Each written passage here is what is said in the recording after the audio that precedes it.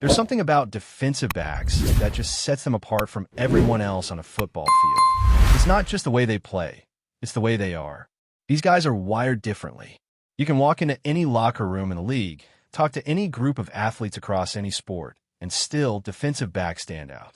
It's a position built around constant risk, around the reality that you're going to lose more often than you win on any given snap. And still, somehow, you have to walk around like you're untouchable. That's not confidence. That's something deeper. That's identity. On Monday, I headed over to the South Side, determined to focus on the Steelers secondary. No matter how much access I'd get, no matter how many players would be available, I was locked in. And by the time I left, I had spoken one-on-one with 4 of them. 4 guys, each of whom has been in the thick of it this season. Each of them available, calm, and, more interestingly, unshaken. There are no cliches being thrown around just for the sake of it, no media-trained fluff to dodge the questions. But the answers? They all sounded eerily similar, as if rehearsed, not because they were, but because that's just the mindset this position breeds. It didn't matter whether I was speaking to Darius Slay, Juan Thornhill, Brandon Eccles, or Chuck Clark. Ask them what needs to change, what has to happen for this group to get back to the level they showed earlier in the season, against Cleveland, against Minnesota, and the words were different, but the message was always the same. Work harder, tighten up, stick together, stay confident. Like Slay said, we just got to go out there and keep working, man, correct our mistakes, play as a unit, and get after it. It wasn't defensive. It wasn't dismissive. But it also wasn't what I expected. Here's a unit that ranks next to dead last in the league in pass defense. This isn't a case of one bad afternoon or a single blown coverage. It's been consistent. And when I walked in expecting to see some frustration, maybe even a hint of accountability or concern, what I got instead was a wall of steely self-belief. Not denial, not delusion, just unwavering confidence. And that's when it hit me. That's what makes defensive backs such a unique breed. Wide receivers get called divas, and sometimes, let's be honest, they earn that label. But that ego comes from a different place. With DBs, it's not about drama or spotlight. It's about survival. Because if you don't carry yourself like you're the baddest guy on the field, someone's going to expose you. The job is built on failure. Most of the time, your best work gets forgotten. Break up a big pass? It barely makes the highlight reel. Snag an interception? Sure, that'll be remembered, but those are rare, even for the elite. But when you get beat deep, when you get torched for 6, that's all anyone talks about. In the trenches, a missed tackle might get covered up by the next guy. On the edge, there's no next guy. You miss, the scoreboard lights up, and then comes the criticism, the film breakdowns, the narratives. That's the weight these guys carry. That's the pressure that makes them different. Think about someone like Ike Taylor. He had a long, successful career. One of the most reliable corners Pittsburgh ever had. But for a chunk of fans, all they remember is that one playoff game in Denver where he got smoked. One game, one moment, and it sticks forever. That's the deal when you play this position. You don't get to be remembered for being steady. You get remembered for being either spectacular or disastrous. There's not a lot of in between. So when these current DBs give answers that sound like slogans, I don't hear evasion. I hear coping. I hear guys who figure out the only way to survive is to believe in yourself like nobody else will. It's not fake. It's not forced. It's protection. It's necessary. Because once doubt creeps in, it's over. Now, none of this is to excuse how bad the pass defense has been. The numbers are what they are, and right now, they're ugly. 31st in the league is a crisis, no matter how you spin it. And sure, the game in Cincinnati was a low point, but the issues go beyond that. This has been building. It's been a trend. So it's fair to wonder if it's a scheme problem, a talent problem, or maybe both. And if there's blame to go around, and there is, it can't all fall on the players. Let's talk about age for a second. Darius Slay is the oldest corner in the league. Not just older than most, older than all of them by a couple of years. At some point, even the great one slowed down. Is this that moment? Maybe. Or maybe we're overreacting to a single bad matchup. Let's not forget, the Bengals have one of the best wide receiver duos in the league.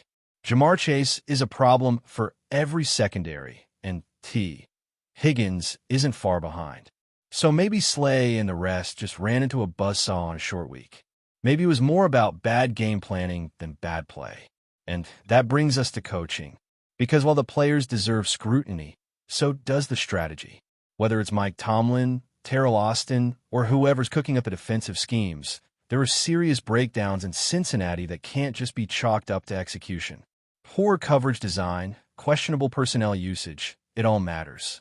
And when the same holes get exposed over and over again, especially right down the middle of the field, you have to ask whether adjustments are even being attempted. That's the part that stings the most. Not just the loss, but the fact that opposing quarterbacks, some of them far from elite, have been able to pick apart the Steelers with alarming ease. They're throwing to the same zones, exploiting the same soft spots, like they've studied a cheat sheet that never changes. And if that's what it looks like to us watching from the outside, imagine what it looks like to an NFL offensive coordinator. Look, I'm not saying this can't be fixed. I'm saying it has to be fixed. And soon. Because the upcoming schedule, it's brutal. Jordan Love might be the softest landing they get, and even he's shown flashes. After that, it's a gauntlet. Justin Herbert, Josh Allen, Lamar Jackson twice, and Jared Goff, all quarterbacks capable of carting up defenses. If this secondary doesn't evolve, if the coaching staff doesn't adapt, those games could get out of hand fast. And maybe that's what I was hoping to see on Monday. Not panic, but urgency.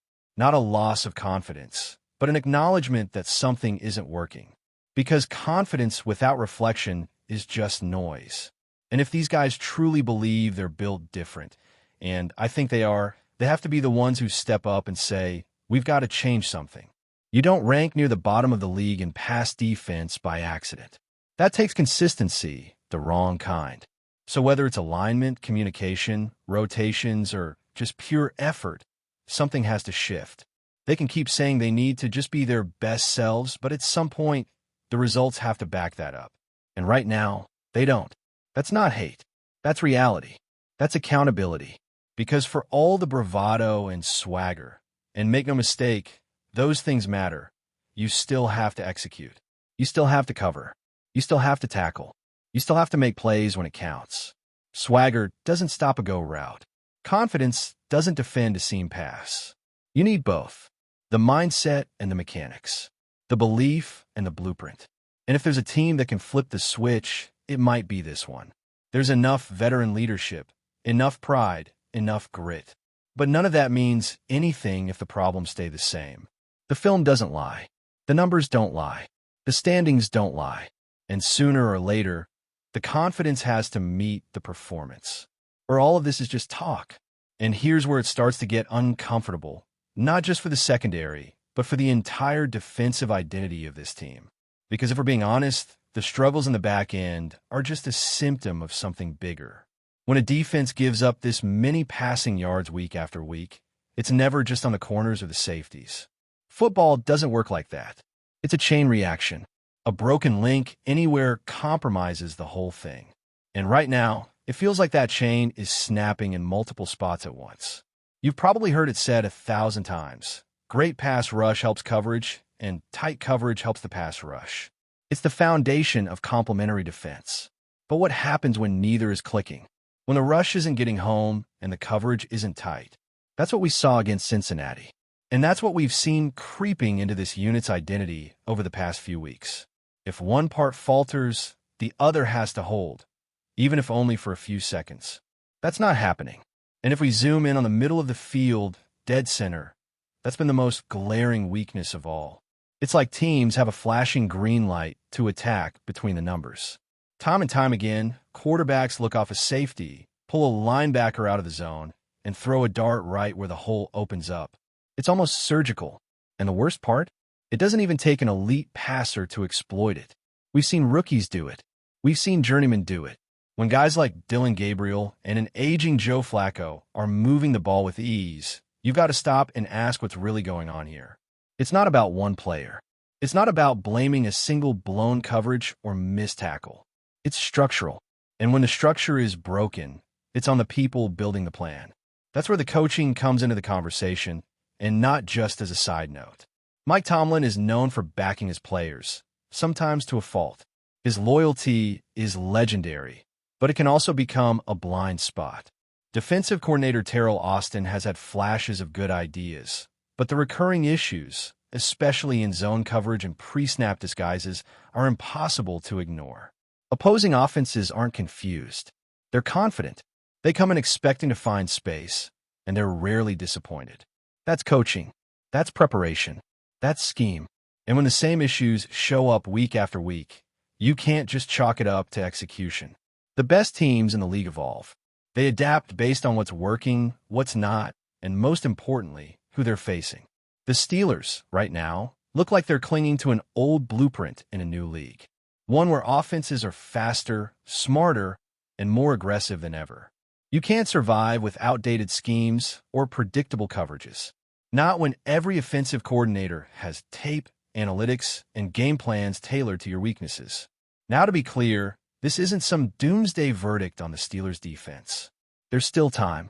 There's still talent. But time is running out, and the schedule is only getting tougher. If adjustments don't happen now, they might not matter later. Because once you hit that stretch with Justin Herbert, Josh Allen, Lamar Jackson, twice, and Jared Goff, you're not just trying to fix a broken secondary. You're trying to survive an avalanche. And this isn't just about coverage. It's about tackling. It's about discipline. Too many times, we've seen simple things like missed angles, poor communication, or lack of hustle turn short gains into big plays. That's effort. That's focus. And those are fixable things, but only if they're recognized and owned. And this circles back to what was so striking about those interviews with the DBs. Their confidence is unwavering, but you almost wonder if it's blinding them to the need for introspection. You can't fix what you won't acknowledge. This is where leadership matters, not just from the coaching staff, but from inside the locker room. There has to be someone in that secondary, maybe it's Slay, maybe it's Fitzpatrick when he returns, who pulls that group together and says, "We're better than this." But only if we act like it. Veterans have been through this before. They know how quickly a season can spiral. They also know that no matter how ugly things get, one strong performance can flip the narrative. But they can't wait for that moment to magically arrive. They have to create it. And part of that comes from being honest about what's not working. Look, Jordan Love isn't a superstar, but he can move the ball if given time and space. If the Steelers walk into that game thinking they can do what they've been doing and somehow expect different results, they're in for a long afternoon. The defense has to take this personally. They have to come out not just wanting to improve, but needing to, with urgency, with fire. Because this is one of those pivot points in a season where a defense either stiffens up and carries its team through adversity or crumbles and gets exposed again and again until the questions stop being about coverage and start being about culture. But before we dive in, don't forget to subscribe to Steelers Nation Central and hit the like button on this video. Your support helps us keep bringing you the latest updates on the Pittsburgh Steelers. And don't forget to share your thoughts on the news in the comments below. Whispers are spreading across the NFL landscape, and they all seem to point in one direction. DK Metcalf might be packing his bags and leaving the Pittsburgh Steelers. Sources close to the team, though anonymous, suggest that tension has been brewing behind the scenes, and Metcalf's future in Pittsburgh is suddenly anything but certain. The towering receiver, known for his unmatched combination of size, speed, and sheer physicality, has been a game-changer since his arrival.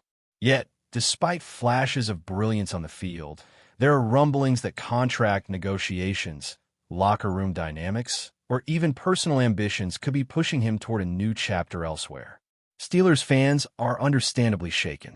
Metcalf was expected to be a cornerstone of Pittsburgh's offense for years to come. His ability to stretch the field and create mismatches has given quarterbacks nightmares and opposing defenses sleepless nights. But insiders hint that Metcalf's presence, while electrifying on game days, may not fully align with the front office's long-term vision. Some suggest that the team is weighing a major roster shakeup, and if Metcalf is indeed part of it, the implications could be massive, not only for Pittsburgh but for the entire league. As rumors swirl, the question on everyone's mind is simple. Where could DK Metcalf land next? Several franchises in need of a true superstar wideout are reportedly monitoring the situation closely, quietly preparing for the possibility of a blockbuster trade or a free agent signing that could redefine the upcoming season. Meanwhile, social media is ablaze with speculation, memes, and hot takes, reflecting the excitement and anxiety that always accompany news of this magnitude. No official statements have been made yet, and the Steelers organization remains tight-lipped, leaving fans and analysts to piece together a puzzle with only fragments of information. But one thing is clear.